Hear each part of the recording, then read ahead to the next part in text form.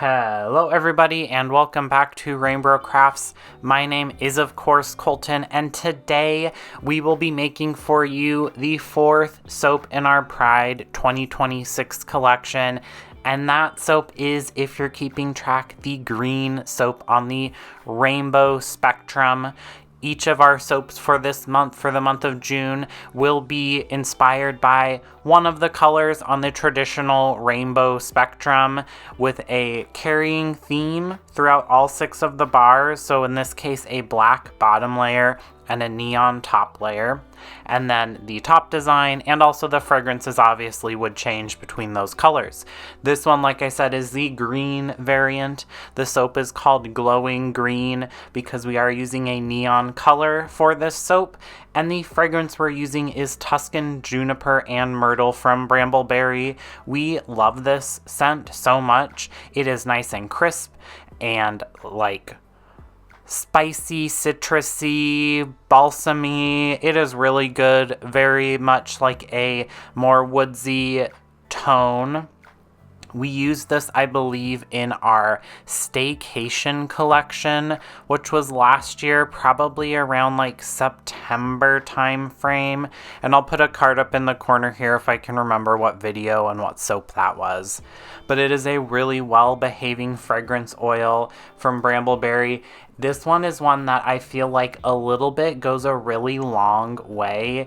It is just very like persistent. It stays behind in the soap. It does look like it was accelerating a little bit here. I personally don't remember it doing that when I was pouring it, but maybe it's because I was pouring like away from myself. I am a pretty fast soap maker. I don't really let things like set.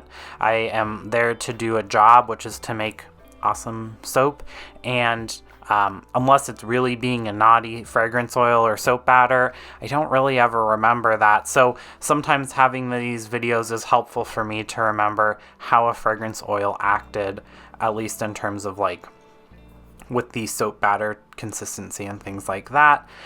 I have that soap batter colored with black pearl mica from Mad Micas, and now I'm going to give this some love taps to make sure that the air bubbles are all out of the soap batter there. And then I'm going to mix up the second batch of soap, and this one, as you probably see, is our green option, and this one is radioactive neon green from Mad Micas, and it is a black light reactive fragrance oil as well. So this, if you had like a black light, it would glow like a glow stick, and I can confirm, not that it glows, but I can believe that, but that it looks like a glow stick. It is so bright, and I kind of sound like a little bit of a broken record here, but each of these neon pigments from Mad Micas, it's crazy how bright they are.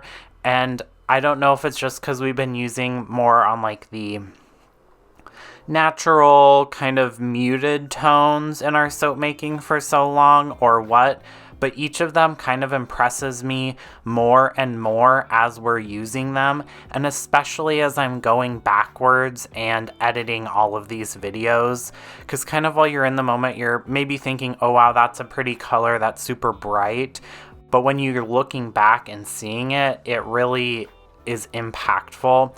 Also, green is my favorite color, so I'm a little partial specifically to this soap here in terms of fragrance, but also because of that color, that bright radioactive green color. It's a little obnoxious, and maybe that's why I like it.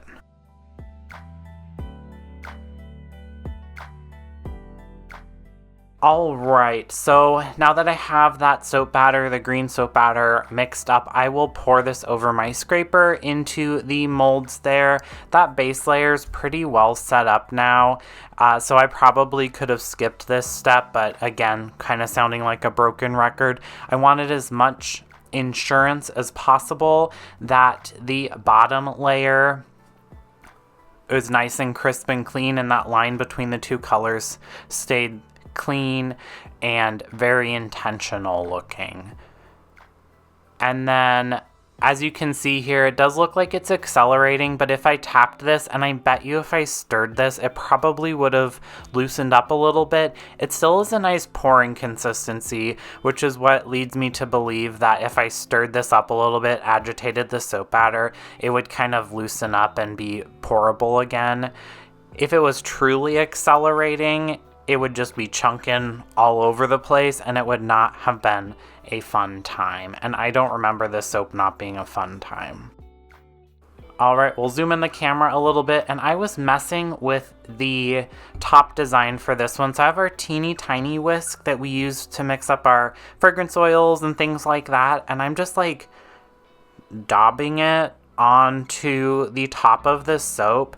This first little bit didn't look as good as the second part, and I'll show that here in a minute. And I think it's just because the soap batter wasn't set up as much as it should have been. If you don't believe that neon green is one of my favorite colors, I think my nail polish is a neon green from Mooncat. It's part of their Deadly Nature collection, I think is what it was called, and it's some sort of apple, but I don't remember what the actual apple or polish was called. If I can find a picture of it, I'll put it up on the screen here.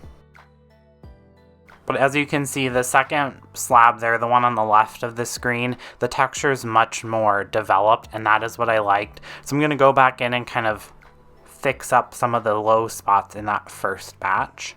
I will then spritz this with some rubbing alcohol as always. And we will also clean up the edges of the mold. This soap wasn't terribly messy, and I didn't have mica like flying all over the place, but it's just out of habit. We'll then tuck this away for 24 hours, and then it is time to unmold and slice up. And you can see this neon greenness did tone down just a skosh, but it is still super impactful, super bright green, and it is exactly what I was going for. And I'm so happy that we got these neon colors and are using them in our soap.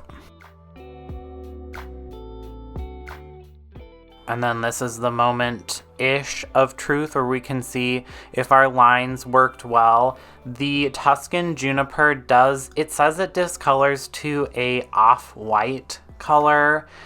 With this bright of pigment with the neon green and the black, I didn't really notice that.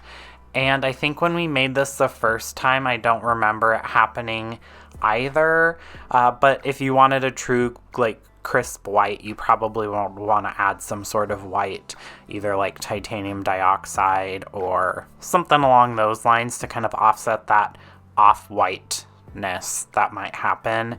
And that is exactly what I was going for there. Nice clean lines, the green and the black. It's kind of giving Halloween a little bit, which I like, even though it's not even summer yet. I just like that. It's also like kind of Nickelodeon-ish, especially the orange and the green soap together are really like 90s Nickelodeon, which is super fun.